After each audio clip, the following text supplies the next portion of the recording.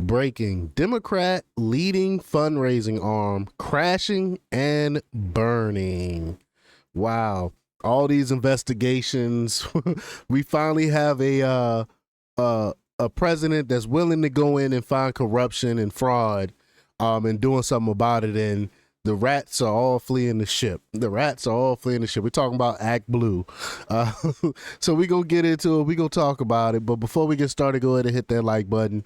Share this out so we can get this information out there. Subscribe if you're not already a subscriber. And hit that alarm bell so you know when I'm putting out new stuff. Also, check out my link tree in the description. It has a link to my Patreon. That's where I talk about things that I can't talk about here. There's also a link to my Instagram and my X account, so follow me there as well.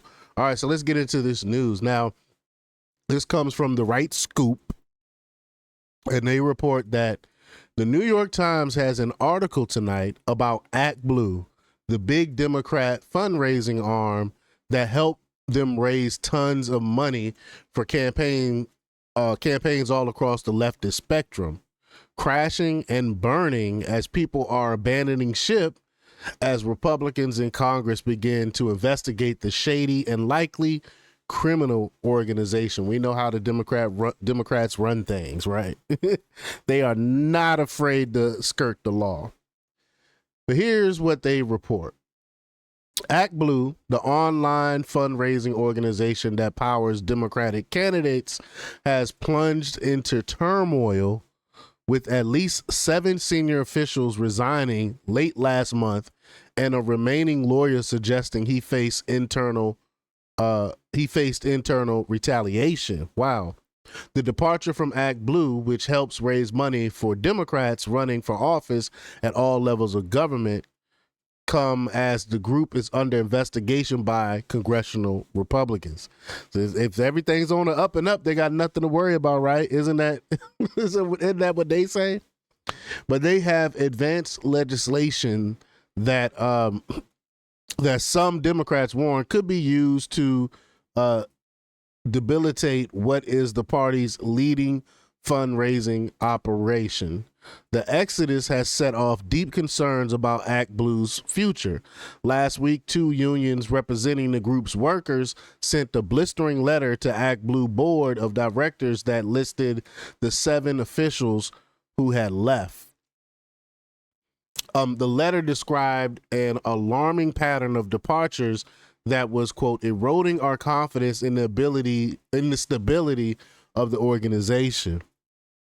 What prompted so many longtime Act Blue officials to leave is not clear. None of the former officials agreed to be interviewed on the record. Oh, it's clear. It's clear what's happening. They're jumping ship there. They know that the hammer's about to come down. It's about to come out about the fraud that's going on within this organization. And so they're fleeing. They're leaving. They don't want to get caught up in this mess. That's why you see a lot of people in Washington packing up and selling their homes and stuff like that, and they're dipping as fast as they can because they know Trump is coming to clean that swamp. But according to the letter from the Act Blue unions, which has not been previously reported and was confirmed as authentic by 3 people briefed on its contents, the senior staff departures began on February 21st. That day, Act Blue customer service and partnerships directors who had both worked at the group for more than a decade left, according to the union's letter. Said, quote, now my primary mission is rest, Alyssa Twalme, Act Blue's departing vice president for customer service, wrote on social media. After 14 plus years of living and breathing all things Act Blue, it's time for a reset. I'm taking an intentional pause before setting course for my next adventure. The next week, several other senior officials left, including the Associate General Counsel, who was the highest ranking legal officer at Act Blue, the Assistant Research Director, a Human Resources official, the Chief Revenue Officer, and an engineer who had spent 16 years building and maintaining the electronic pipes through which the group's donations flow. I mean, these are some top people that's leaving. It goes on to say, as the people left, Zain Ahmad, who was the last remaining lawyer in the Act Blue General Counsel's office, wrote in an internal Slack message on February 26 that his access to email and other internal platforms had been cut off and that other messages he had posted in Slack had been deleted, according to screenshot obtained by the New York Times. Mr. Ahmad is now on leave from Act Blue, according to a person briefed on the group's staffing. They cut off his email and everything. What is going on? Said, quote, please be advised that we have anti-retaliation and whistleblower policies for a reason, Mr. Ahmad wrote. What is going on in Act Blue? The union's letter to the Act Blue board called Mr. Ahmad's assertions on Act Blue's Slack platform, quote, unsettling and disturbing and part of a growing pattern of volatility and toxicity stemming from current leadership. Mr. Ahmad did not respond to text messages and phone calls. The unions asked the board to hire an outside counsel to take, quote, investigatory actions to better understand the current state of the organization and evaluate if our CEO is doing her job in an appropriate, competent, and responsible manner. Wow.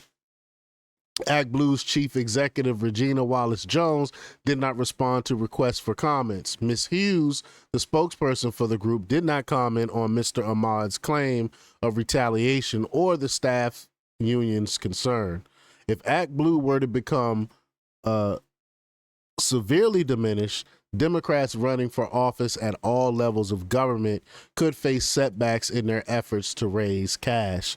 Candidates for office ranging from school boards and city councils to presidency rely on the platform for their online fundraising, while Republicans have spent years trying to catch up.